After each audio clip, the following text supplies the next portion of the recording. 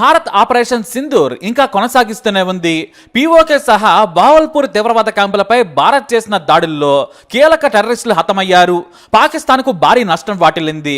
డ్రోన్ల సాయంతో ఈ ఆపరేషన్ చేపట్టింది భారత్. అయితే పాకిస్తాన్లో జనం నుంచి తీవ్ర వ్యతిరేకత రావడంతో పాకిస్తాన్ సరిహద్దుల్లో రెచ్చిపోయింది.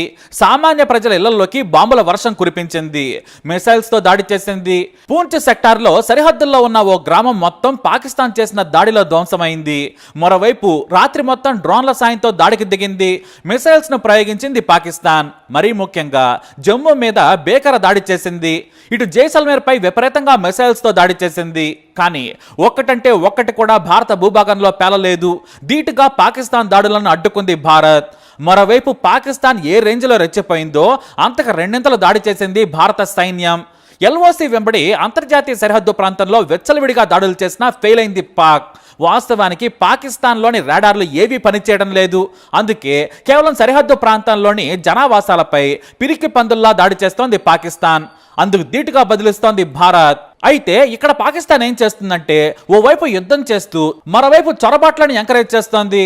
తీవ్రవాదులను ఇండియాలోకి పంపుతోంది. భారత ఆర్మీ పాక్ సైన్యంతో పోరాడే సమయంలో 7 తీవ్రవాదులను సైన్యం కాల్చి చంపింది.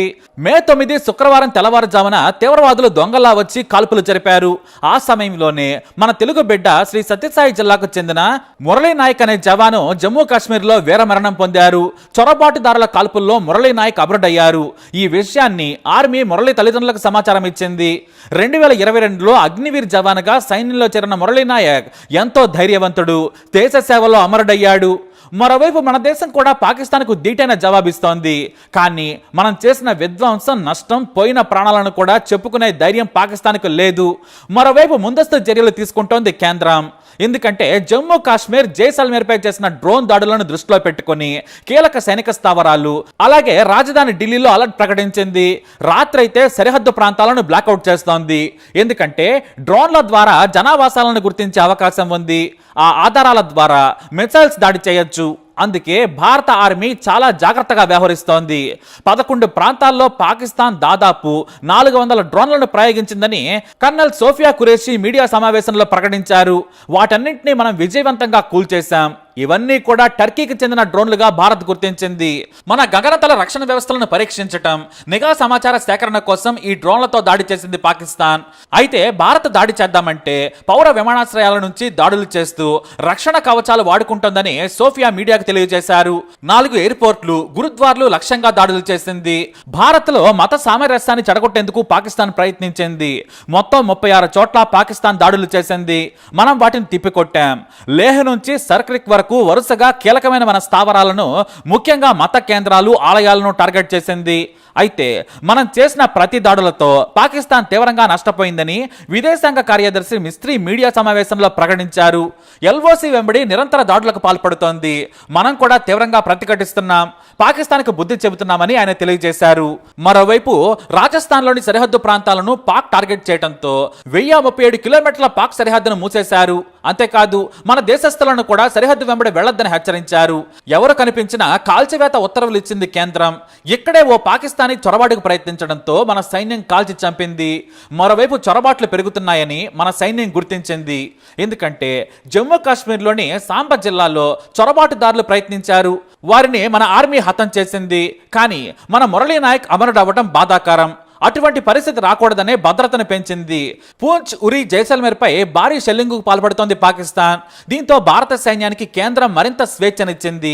ఇప్పటికే త్రివిధ దళాధిపతులు, సిడిఎస్, కేంద్ర రక్షణ మంత్రి, జాతీయ భద్రతా సలహాదారుతో ప్రధాని నరేంద్ర మోడీ సమావేశమే చర్చించారు.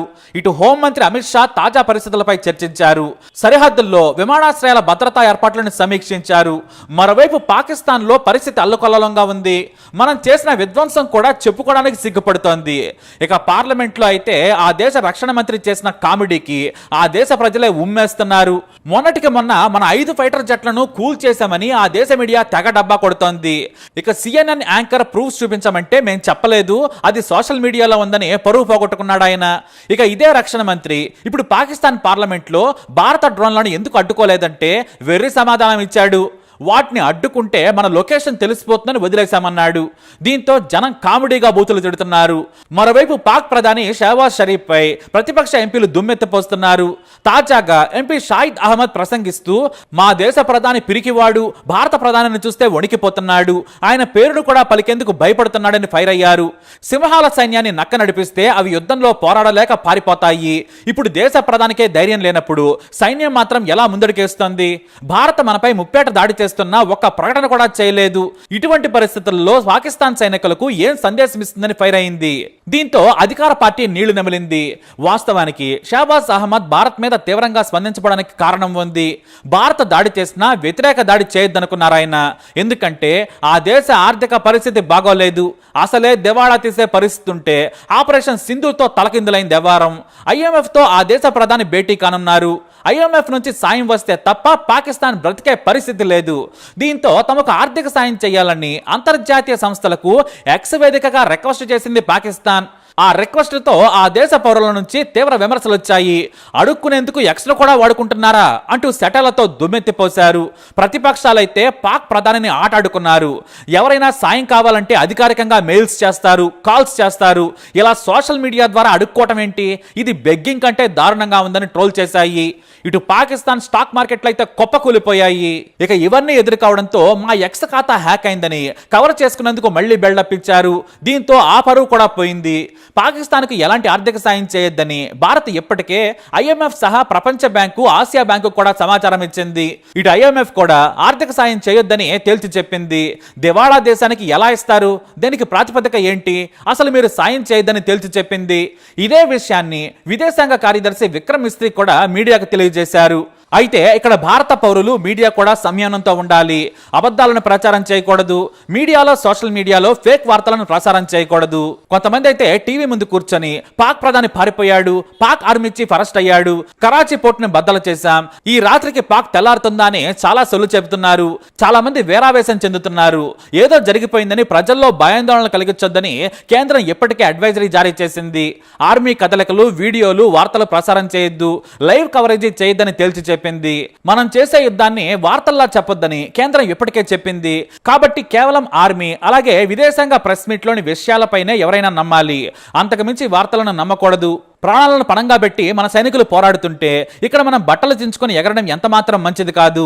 బోర్డర్లో చాలా మంది సైనికులున్నారు. వారి తల్లిదండ్రులు ప్రతి వార్త చూస్తూ ఉంటారు. బోర్డర్లో ఏదో జరిగిపోయిందని, లేదంటే ఇండియాకి ఏదో అయిపోయిందని చెబితే వారు ఖచ్చితంగా కంగారు పడతారు.